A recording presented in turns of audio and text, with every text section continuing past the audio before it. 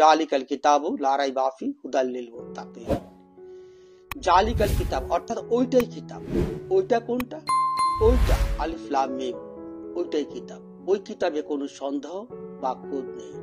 ওই কিতাব মুত্তাকিনদের জন্য, তথা যারা নিজেকে অদৃশ্য প্রাণ বিশ্বাস করে নিজেকে নিজে চিনার চেষ্টা করে, একমাত্র ওরাদের জন্য পথ প্রদর্শক। কিতাব অর্থ দেহ, আলিফ অর্থ হল পুরুষ শক্তি, লাম হলো মিলন এবং মিম হলো নারী শক্তি। পুরুষ শক্তি এবং নারী শক্তির মিলনের মাধ্যম দিয়ে ওই সেই কিতাব প্রকাশিত হয়ে চলছে। ওইটাই কিতাব। যখন ওই দেহের বাকযন্ত্র ব্যবহার করে দেহের মূল তথা মৌলিক শক্তি কিছু পাঠ করে, ওটাকে বলা হয় কোরআন। হায় রে দয়াল বাবা জাহাঙ্গীর, কোরআন আমার কাগজে লেখা হয় কিভাবে? তা তুমি না জানাইলে আমি অত বুঝতাম কেমন?